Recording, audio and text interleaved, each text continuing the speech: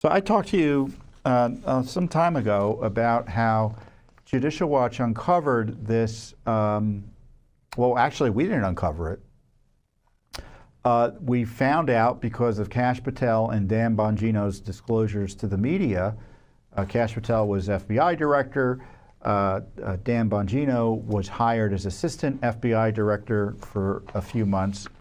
And Dan and Kash disclosed that there was a secret room they were made aware of with documents about the weaponization of lawfare targeting Trump. Jack Smith documents, they were talking about burn bags, Russiagate documents, etc. And so Judicial Watch said, give us the records in the burn bags, give us the records in that room. And they came back to us. First of all, they ignored our request or didn't respond appropriately. We had to sue in federal court. And as part of that court process, they came back to us and said, oh, by the way, there are 1.9 million records in that room. What? 1.9 million records? And so they said, well, we'll give you 500 records a month, or we'll review 500 records a month. And I don't even think they were even reviewing them. They wanted to organize and digitize them. So long story short, we've been kind of battling with them. Give us more information about what the records are, what's going on. By the way, why didn't you search this room?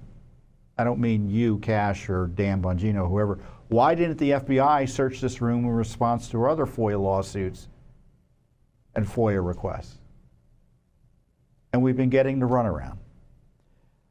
The FBI just told a federal judge in this case that based on the rate of production, 500 a month, it will take 158 years to process the records in the hidden room, the burn bag room. 158 years. And the suggestion is that Judicial Watch should therefore curtail our request, as opposed to them reviewing and releasing in an emergency fashion these records in a more timely way. We have a court hearing on it next week. But this is what we have to put up with. So, I mean, you want to know why it looks like I'm going to explode sometimes? I mean, these records, by all accounts, are devastating, potentially, to the lawfare and weaponization narratives used to try to destroy a republic by mostly going after President Trump for the last 10 plus years. And the FBI is like, we'll look at them. In 158 years.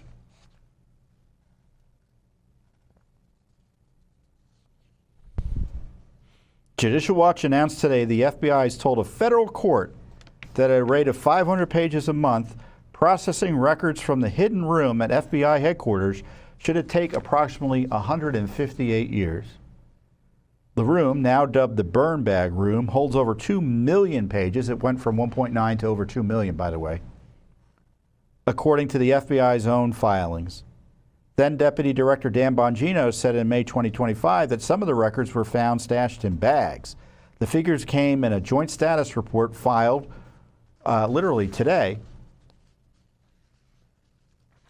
as part of a lawsuit that Judicial Watch is pursuing under the Freedom of Information Act. So we found out it's 158 years. We want answers as to what's going on here. They were playing games with FOIA. They're playing games as to what's in that room. So we're asking the court for the right to conduct limited discovery.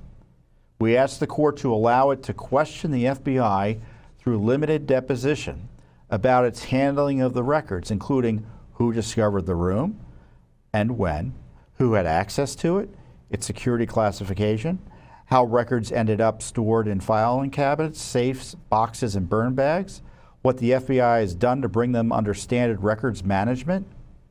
What does that mean? It means government records need to be put into systems that are searchable and managed so the public can gain access to them and there's a record of what the government was up to.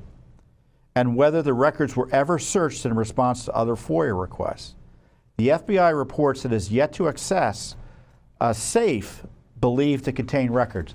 So they still haven't even opened all the doors in the room, practically speaking. They've got a safe they haven't looked through yet. The agency also alleges, and this is the quote, it will take approximately 158 years to process at a rate of 500 pages a month. The FBI, of course, opposes our request for discovery. So we want to know about the corruption behind the secret room that Dan and Cash first disclosed to the American people. And the agency doesn't want us to know the details of that abuse and corruption. I mean, Cash Patel, call your office. Todd Blanche, call your office. Get this information out to Judicial Watch. Why are you opposing our efforts to get access to the details about this scandal under the Freedom of Information Act? This is a transparency scandal.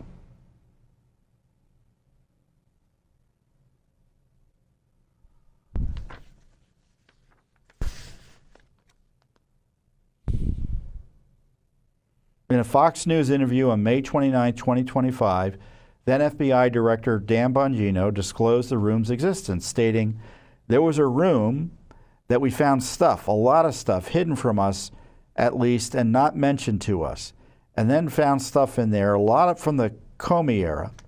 We are working right now to declassify, and just so you know, because I get the public, I understand people, well, do it now. The process is not all the information is ours to declassify. Some is other intelligence agencies. We literally can't do it. Once that gets done and you read some of the stuff, we found out, by the way, was not processed through the normal procedure, digitizing and putting it in FBI records. We found it in bags hiding under James Comey's FBI. You're going to be stunned." Well, you can see based on that statement why we filed a FOIA right away, right? As Judicial Watch previously uncovered, the room is a sensitive, compartmented information facility containing several safes, now identified as file cabinets, 20, holding between roughly 950,000 and 1.9 million records. And now it's over 2 million, according to this latest filing. American citizens should be outraged. The FBI just told a federal court judge that its stonewalling means it will take 158 years to release the 2 million weaponization and lawfare records in its secret burn bag room. The American people need to know today how the FBI was used as a political weapon against Donald Trump and other innocents. So stop with the stonewalling. Release the records now. I mean, I've previously compared this to the Epstein files. I know these are more important than the Epstein files.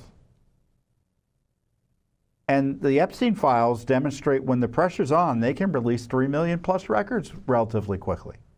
Here, there's only 2 million.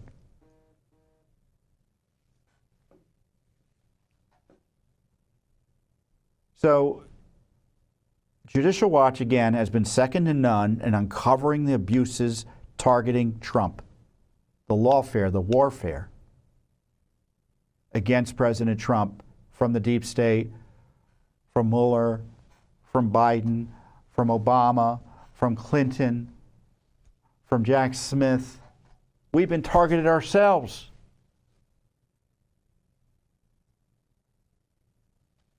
These are key documents, and it's just shocking to me that the FBI is treating us like a bother for asking for them. We only know about them because the head of the FBI talked about them. And now when it comes to disclosing them to the public, it's going to take 158 years.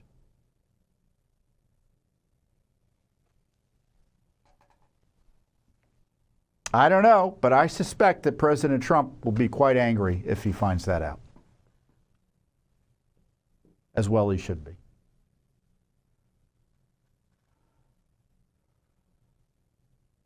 But they could get all sorts of lawyers and employees looking at the Epstein records to get them out in a matter of months. And here, oh, we can only look at them 500 pages. And of course, of those 500 pages that they review, that doesn't mean we get them all. It's just the review. It doesn't mean they're released.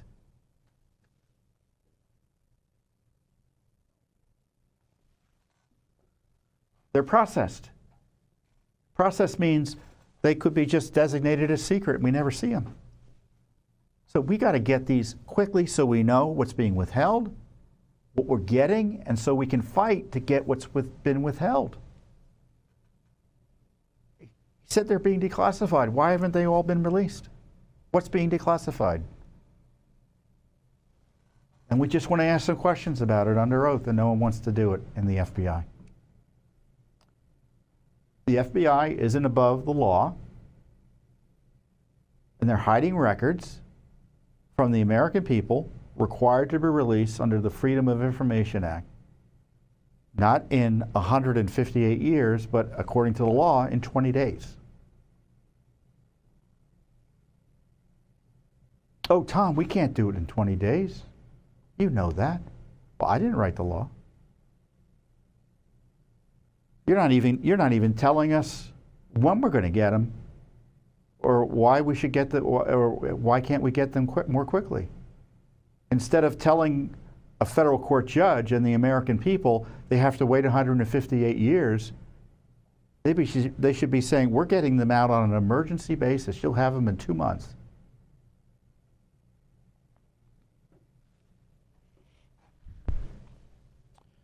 So the court hearing is next week. I'll let you know if we have anything significant happen at the court hearing.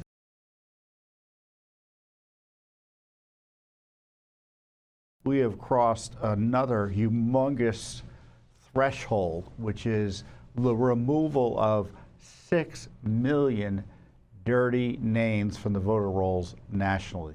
It's the result of new numbers. That 6 million number has been reached and arguably surpassed as a result of new information we have from the state of Colorado in response to a settlement and lawsuit and just great work by our lawyers to clean up the voter rolls in Colorado. They informed us that 372,000 inactive voters have been removed from Colorado's voter rolls after Judicial Watch's lawsuit and settlement.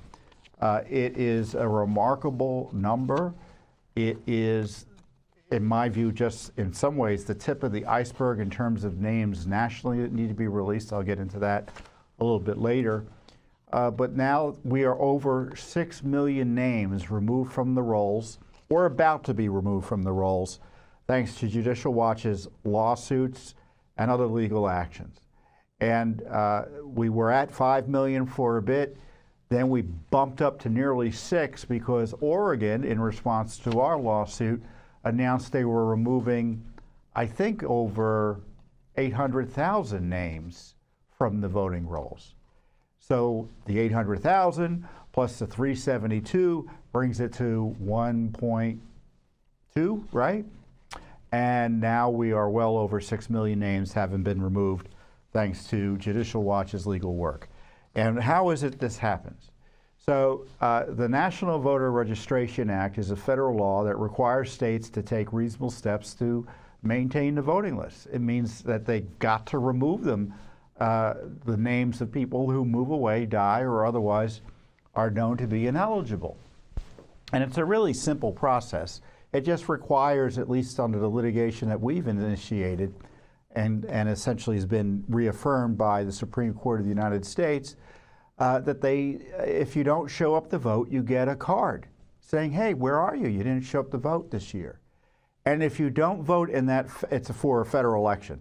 And if you don't vote in the next 2 federal elections or otherwise communicate that you still want to be on the registration list, they remove your name, or they're supposed to.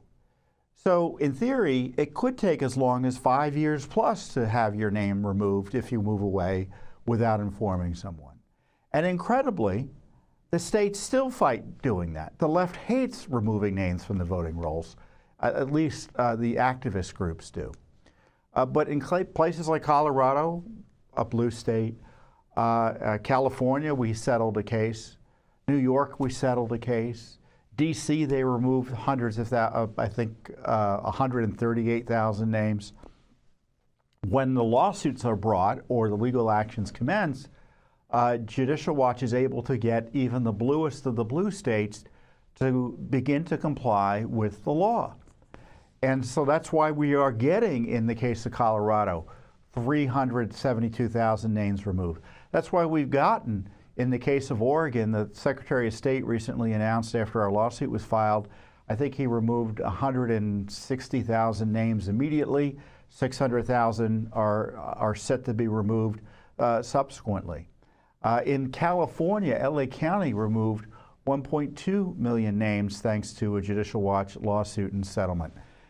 So there is nothing comparable being done at the federal government, by the federal government or the state governments to kind of push this removal process to clean up the rolls as necessary under the NVRA.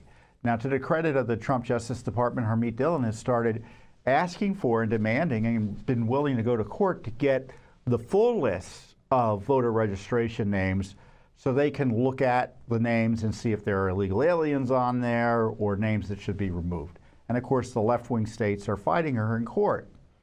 But what's great about what Judicial Watch is doing, and we've been doing it, by the way, since 2000, well, at least 15 years, I think, is that we've been initiating private actions to clean up the voter rolls.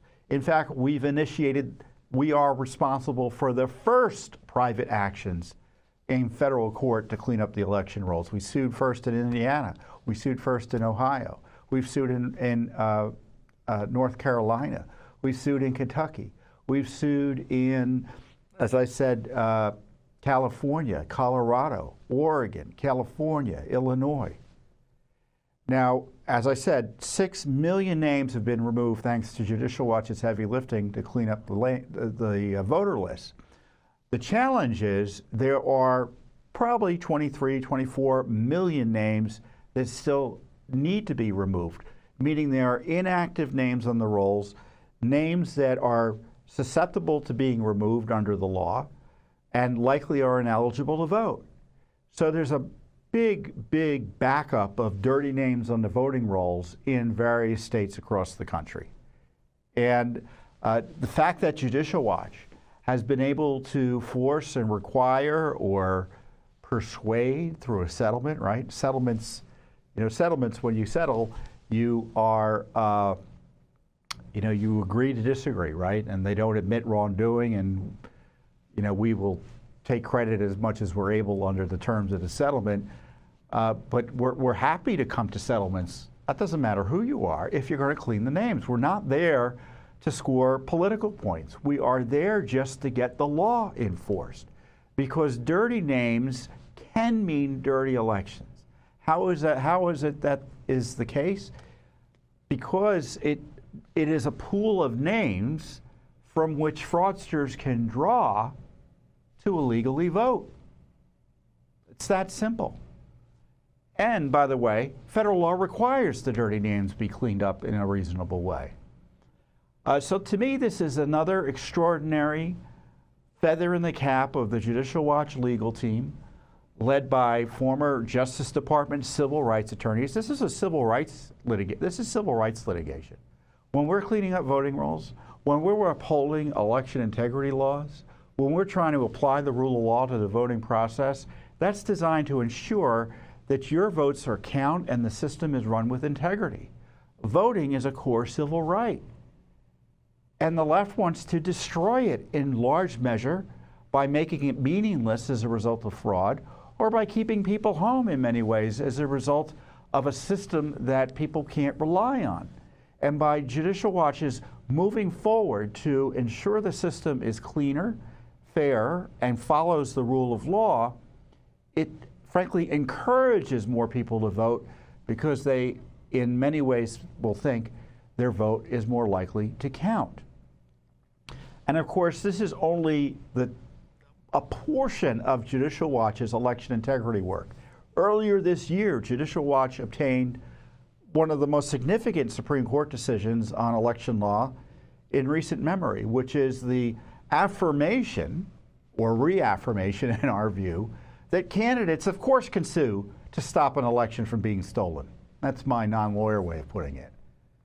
But essentially, the court said that candidates have standing to challenge illicit ballot counting and other rules that can impinge on their ability to run in a significant way, or in any way at all in large measure. That's called the Boss decision.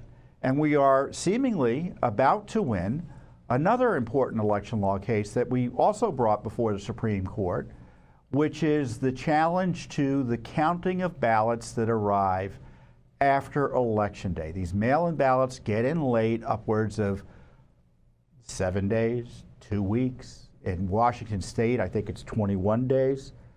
Under the theory of our opponents, there's really no limit as to when you can get your ballot in late. And the Supreme Court seems sympathetic to the notion that federal election law, which sets federal elections on, what is it, the first Tuesday after the first Monday in November, that means something. It means if your ballot gets in late, that's too late. And it looks like we're going to win that one, knock on wood. And that decision is expected from the Supreme Court, one way or the other, by the end of June, so just in a few months. But is there anyone doing more to protect our elections than Judicial Watch? If so, I'd like to meet them. But in the meantime, if you want elections safe, if you want them secured, if you want them more honest, then you're going to want to support Judicial Watch. Now, does it take the onus off the government to do what we're doing and to try to enforce the rule of law? Of course not. Now, the Trump administration's been with us on a few of these cases. They've for instance, argued with us against this post-election day counting of late ballots just last month. But there's been no comparable work in the history of America by the federal government in terms of cleaning up the rolls. There simply is nothing comparable. Now, the Justice Department under Harmeet Dillon and Trump's leadership is finally getting into that area. But it's Judicial Watch that's removed 6 million names from the voting rolls. It's our work that's done it. And we welcome additional activity by anyone else who wants to get involved, including the feds. But we've got other work to do, and I think the feds always need to do more. And secondly, of course, we've got these other gaping holes in election security where you have too many states refusing to implement voter ID. And this is why you have the SAVE Act that's currently before the Senate, which would mandate a national rule requiring voter ID for federal elections. And would also, I think, I know, it would also require citizenship verification when you're registering to vote. Because right now it's the honor system. You sign a form saying I'm a legal resident, I'm a citizen, and I'm eligible to vote. Now, if you aren't and you sign that form, you technically can go to jail, you can be prosecuted, but that's not enforced. And why aren't we checking citizenship status? It doesn't make any sense. Why aren't we checking voter ID? It doesn't make any sense. Of course, it does make sense if you want to be able to steal elections. If you want aliens to vote, foreign nationals to vote in elections, it does make perfect sense. And of course, that is the goal of the left, to allow non-citizens to vote in our elections, turn America over to foreigners. And voter ID, who knows who's voting and how often with no voter ID. So I see the left opposed to everything that Judicial Watch is doing, and so much of the litigation I've talked about has been opposed by the radical left. They come into court, Soros fronts for the Democratic Party, which for reasons that I'll let them explain, oppose virtually every election integrity measure. And we've done more than the Republican Party in key measures on most of these issues as well.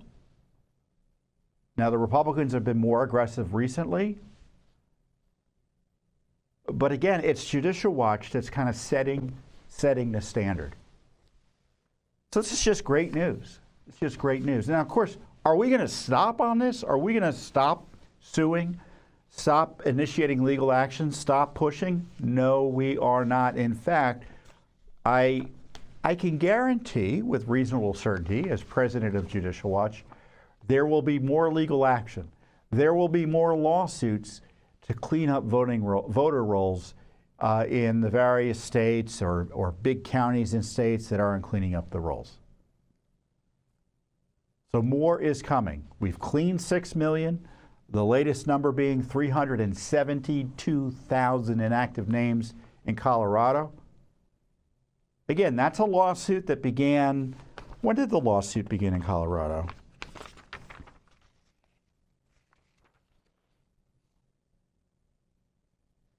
Yeah, so we sued in 2020, we settled in 2023, and it takes a while to get the names cleaned off. I know you want it to go faster, I do too, but the law is the law and the process is the process. But I can guarantee you none of it would have taken place without Judicial Watch's litigation. So this kind of shows you that you need a group with the institutional fortitude, expertise, and support from the American people to kind of stick to it with this litigation, because it takes a long time in order to get the fullest and best results in election law litigation. I mean, what happens often is that a lot of groups start talking about, and parties especially, they start talking about election integrity during an election year. Well, you know, it's really hard to kind of get litigation going to protect and ensure better election integrity during an election year. I mean, the time frames that federal lawsuits at least take, or state lawsuits take, it's hard to do. And this is why you need to be doing election law work, election integrity work, 24/7, every year, even in non-election years. So I encourage you to go to Judicial Watch's website, our internet site, and support our work. Because there's no one doing this type of work the way Judicial Watch is. It is an efficient way for you to ensure election integrity rules are being followed.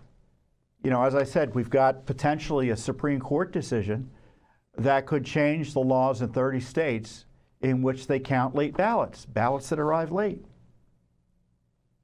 And of course, there are always ongoing challenges to election integrity that need to be pursued. And you can be sure we're looking at and considering additional legal actions in new areas of election integrity enforcement that need to be pursued.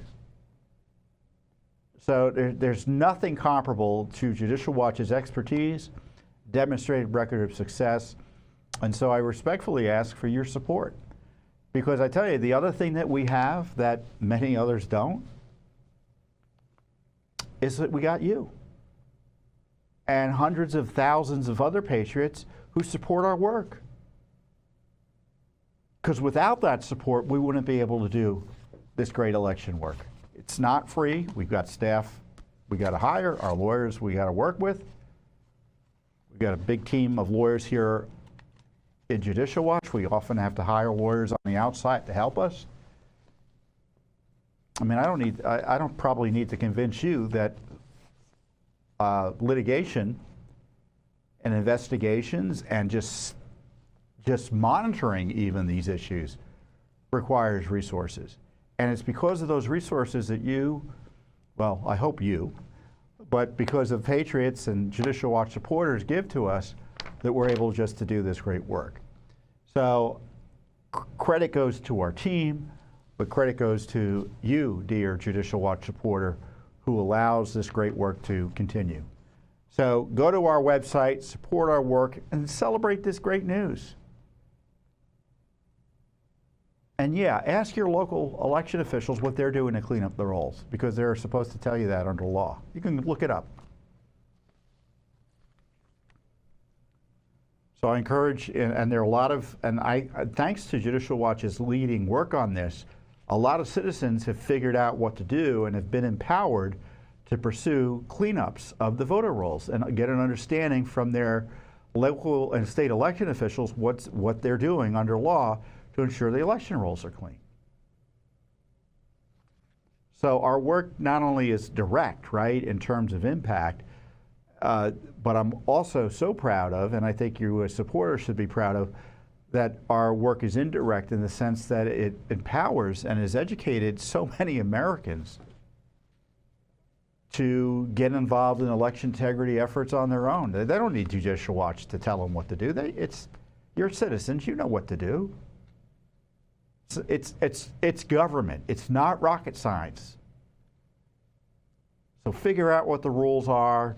Understand how elections are run in your local community and your state, and get active to the degree the law allows.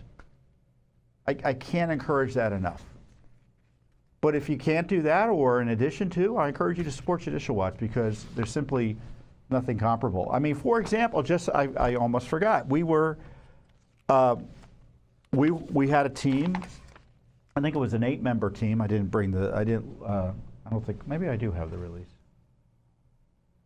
Monitoring the elections in Hungary. I mean, Judicial Watch's work is so worldwide respected that we partnered with a group in Hungary to monitor the elections there. Now, typically what goes on in a country like Hungary is the left swarms the area, and if Orban had won, for instance, in Hungary, you could be sure the left would have been screaming from the rafters about the election not being correct. And that's why it's important for Judicial Watches, for a group like Judicial Watch to participate in that type of process, because the world was watching the Hungarian elections. That we know what an election monitoring operation is supposed to do. The team was led by Bob Popper, again, a former senior official in the Civil Rights Division of the Justice Department, who used to monitor elections at the Justice Department. One of his other colleagues, who was a former IG and a former DOJ official, Sean O'Donnell, was there as well, and other Judicial Watch legal teams members and employees who've been involved in these issues before.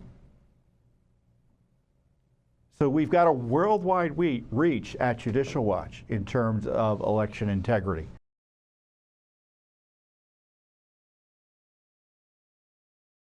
Now, I got a question for you. What if I had told you 3 weeks ago, and I said, I think the CIA was involved somehow on January 6th. Somehow they were involved somehow. I'd probably get thrown off the internet, right, for promoting a conspiracy theory. But we just uncovered documents that show the CIA had folks involved in the response to January 6th. And here's my video first highlighting it. Hey everyone, Judicial Watch President Tom Fitton here with some massive news. Judicial Watch just uncovered that the CIA was involved in the response to the January 6th disturbances on Capitol Hill. In fact, CIA bomb technicians were sent over to the RNC and DNC where those pipe bombs supposedly were found. On top of that, there were CIA dog teams on standby in response to January 6th.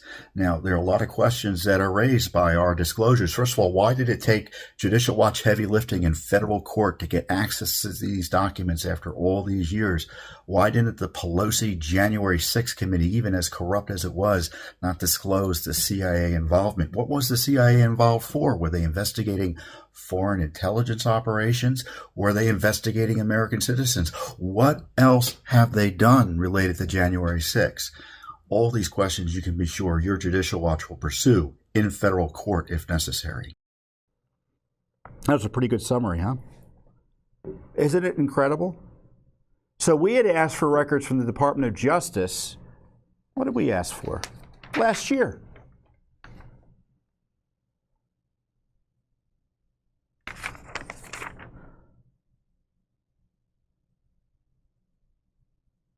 We asked for records and communications regarding shots being fired inside the U.S. Capitol, as well as requests for Bureau of Alcohol, Tobacco, and Firearms Explosive Special Response Team assistance on January 6th.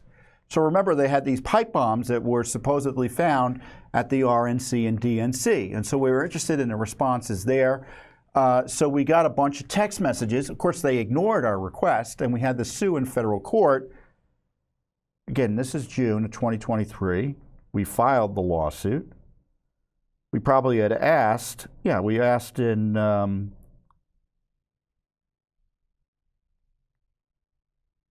we filed the lawsuit in August. We asked for the records in June. So we've been waiting almost a year for these records. And it took a federal lawsuit to get them out to us.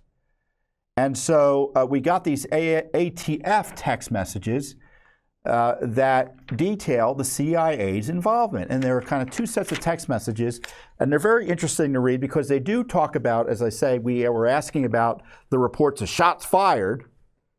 The only shots were fired were the shots fired, at least in the Capitol, the shot fired at poor Ashley Babbitt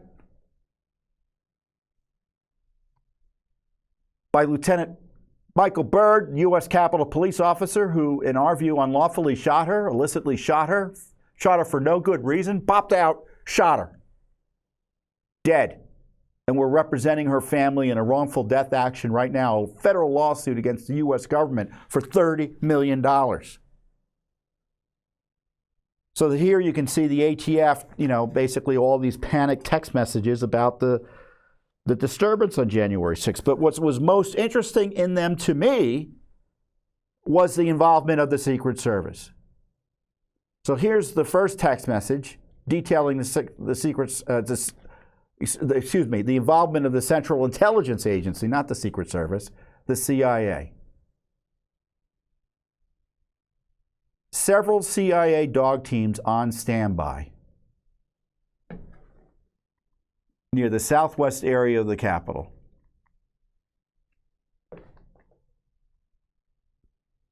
What were they doing there? Why were they on standby? Were they called ahead of time? I don't know. First time we're hearing about it. And then there were technicians sent to where those pipe bombs were. CIA bomb techs. Why were they down there? Now typically the CIA is not supposed to be involved in domestic operations like that. So what was the purpose of their being involved? I mean, this is the D.C. area. We don't need extra folks like the CIA being involved here typically. Was there a foreign intelligence component that they were investigating? What else did they do? I don't know, but we're going to ask more questions and try to find out. But these are pretty extraordinary records, don't you agree? The CIA was involved in the response to January 6th. Were they called ahead of time and told to stand by? Who talked to them? Why were they put on standby? Or did they just show up in an emergency fashion on January 6th? I don't know. Why didn't Pelosi's rump January 6th committee disclose this? Where's the media been? Where have Republicans been?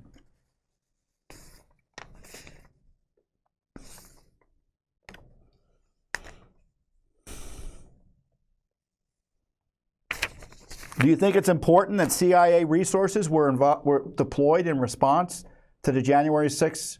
And I don't even know if it was in response. Maybe they were just waiting around because they knew something was going to happen. I had a good interview. We should link the interview below with Glenn Beck about this. But this is pretty shocking. CIA do anything else related to January 6th? Is anyone going to ask the question other than Judicial Watch? I hope so. Maybe Congress can finally do something after they spend all of our money.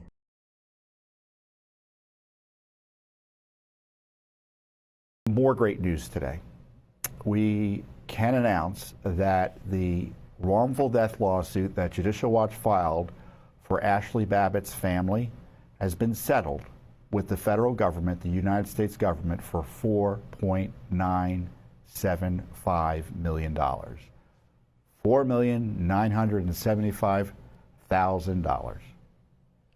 And it's a great victory for Ashley and her family. It is necessary.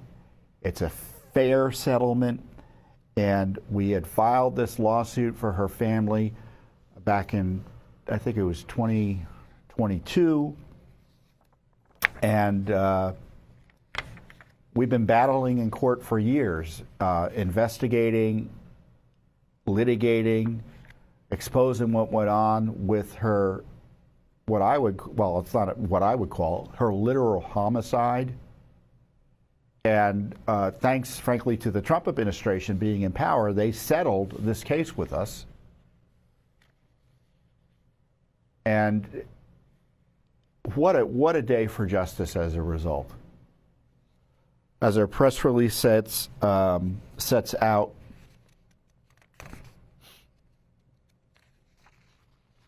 this fair settlement is a historic and necessary step for justice for Ashley Babbitt's family.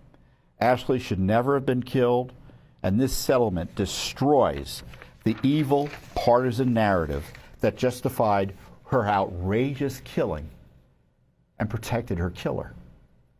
Judicial Watch's team spent years investigating, litigating, exposing the truth about Ashley's homicide.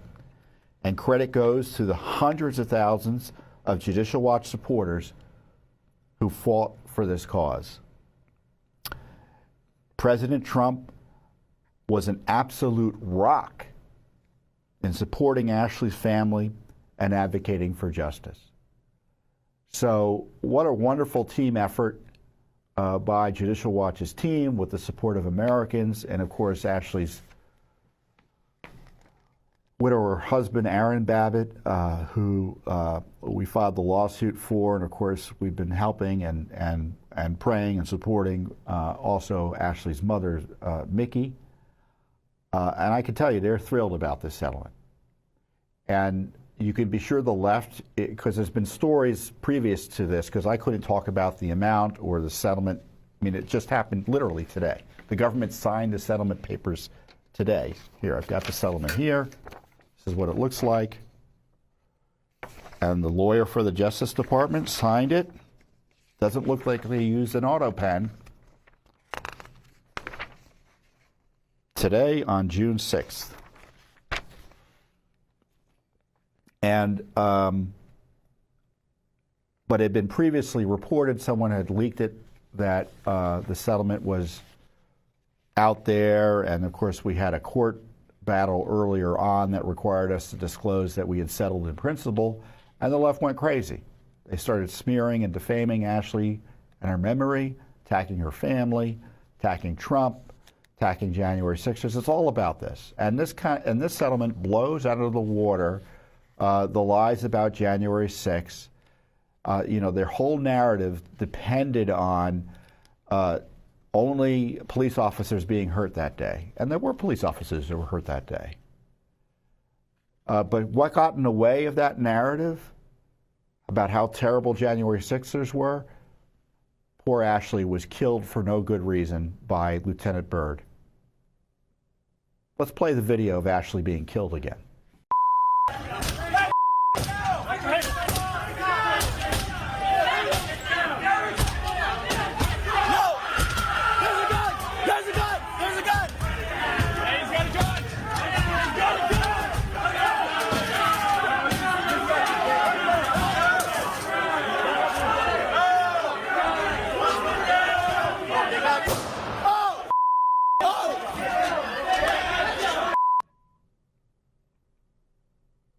I can't believe he shot her. To this day, I can't believe he shot her like that. I think she was crawling through that window, I think, looking at the videos for safety. And we published online the last 19 minutes of Ashley's life, and it looked to me, watching what went on, they could have saved her life if they had moved more quickly to save her life and provide her medical support.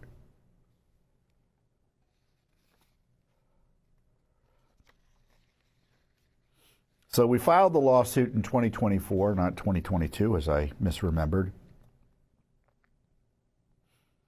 And we filed today.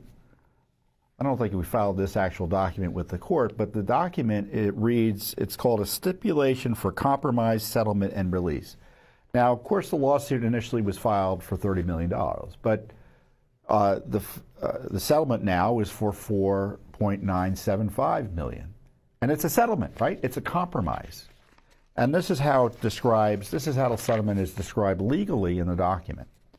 To settle and compromise each and every claim of any kind, whether known or unknown, including claims for wrongful death, arising directly or indirectly from the acts from the acts or omissions that gave rise to the above captioned action under the terms and conditions set forth in the stipulation.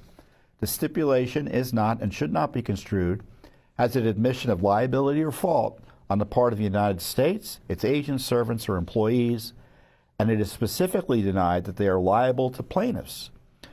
The settlement is entered into all by parties, the settlement is entered into by all parties for the purpose of compromising disputed claims under the Federal Tort Claims Act, and that was the law under which we sued for Ashley's family, and avoiding the expenses and risk of further litigation. So in consideration for the plaintiff's agreement to accept the terms and conditions of this settlement, the United States agrees to pay plaintiffs the amount of $4,975,000. There you have it. That's how settlements are reached. It's standard. It's relatively standard language. So the government is admitting liability, but my view is you can draw your own conclusion from the number of $4.975 million that they gave to settle the case. It's a compromised number. They admit nothing, but they were prepared to go to trial on this case. Before the Trump people came in, we're going to be in trial in 2026. The lawsuit included claims against the government for wrongful death, assault and battery, and various negligence claims. And the lawsuit was very useful and still is useful potentially for anyone who wants to actually pursue further law enforcement action against Ashley Babbitt's killer, who should never, in my view, been anywhere near that scene, let alone even having a gun. He left his gun in the bathroom in the middle of the Capitol Visitor Center, which is where all the tourists walk through to visit the Capitol. He was involved with an improper shooting near his home. He couldn't even get a shotgun from civilian authorities because of his record, and it had to be lent to him by the U.S. Capitol Police. We also exposed how during the shooting, he put out a radio call, shots fired, shots fired. He was the only person who fired a shot. And they covered his name up for months. They hid him from the American people. Judicial Watch exposed how he was given special accommodations. He was allowed to stay rent-free at Joint Base Andrews, a United States base, a military base. The Defense Department was involved in the cover-up of who he was for months.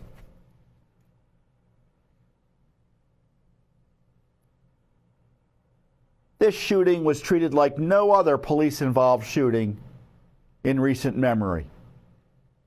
And I don't think there was ever a serious criminal investigation of that shooting death of Ashley Babbitt, the only official homicide victim that day. Let's put up another picture of Ashley. 14-year veteran of the United States Air Force. And she came to D.C. by herself because she loved Trump, supported Trump, and she ended up in this situation where she got shot by this out-of-control police officer.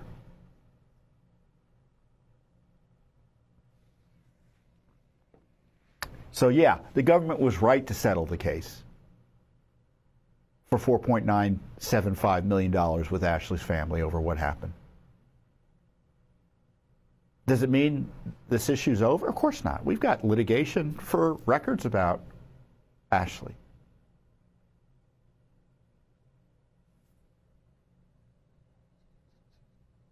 And I know, people who were there,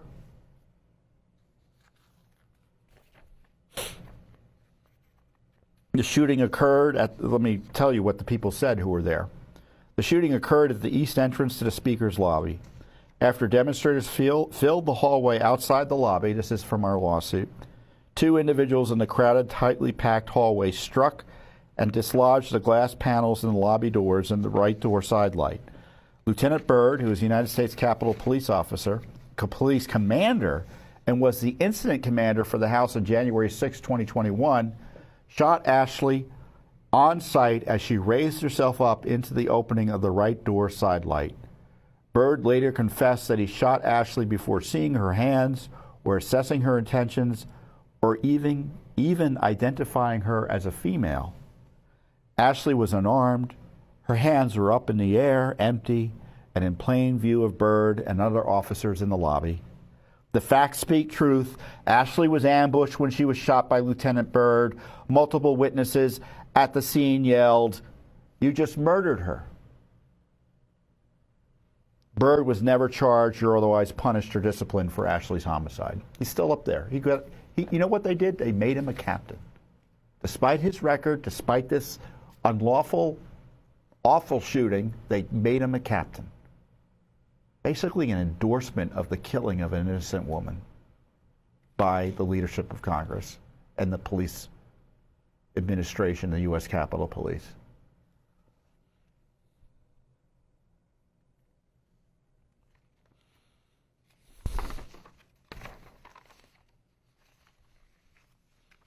It was an ambush as far as I'm concerned.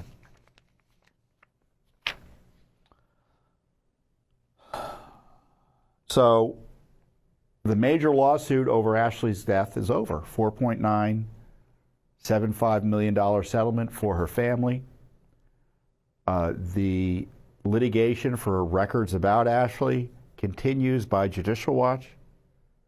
And the question is there going to be law enforcement action? Is there going to be a reopening of the investigation, a criminal investigation into the death of Ashley Babbitt?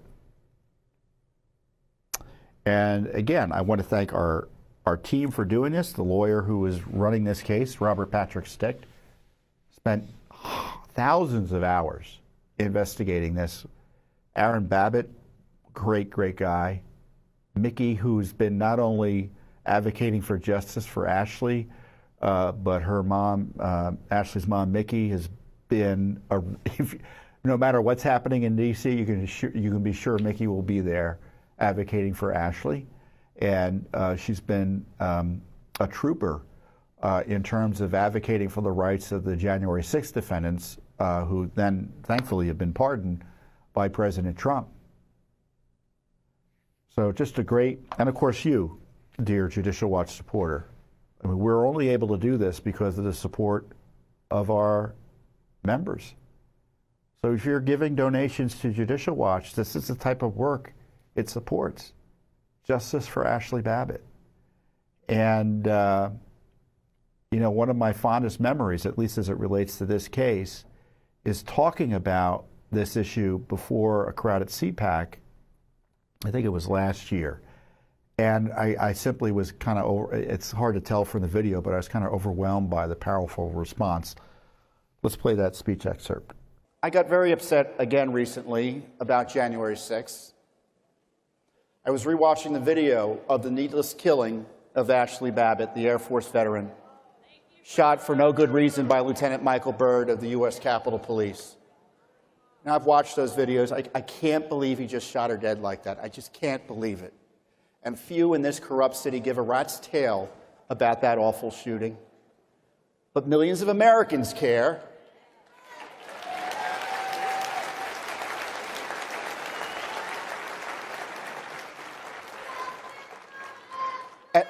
And her family cares. I think her mom, Mickey, is still here at CPAC. Is Mickey here?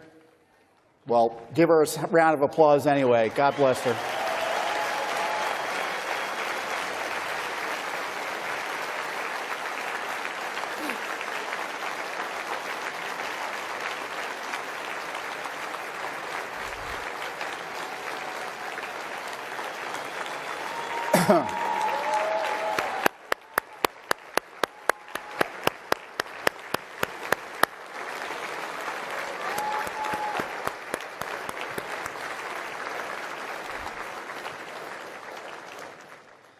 And that's why I'm so pleased Judicial Watch just filed a $30 million wrongful death lawsuit against the U.S. government.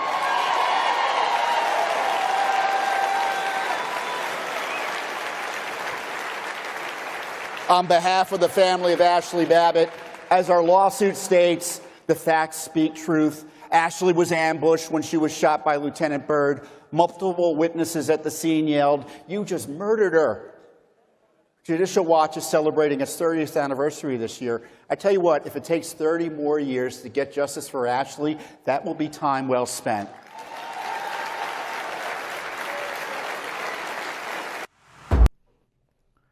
So we did get at justice for Ashley. And is it sufficient? It's never going to be sufficient. She's still dead. She's the victim of a homicide. And but this settlement certainly is a wonderful way of vindicating her, a veteran, wife, daughter. And there are a few more important things that Judicial Watch has done over the decades I've been here, at least, than to try to get justice for her. So this settlement, again, thank you, Aaron. Thank you, Mickey. Thank you, Robert. Thank you, Judicial Watch supporters. Thank you, President Trump. Thank you to Trump Justice Department. And thank you, everyone else who is a citizen who's been praying for justice for Ashley, because we got a good piece of justice for her just today. So God bless Ashley and God bless America. Thanks for watching. Don't forget to hit that subscribe button and like our video down below.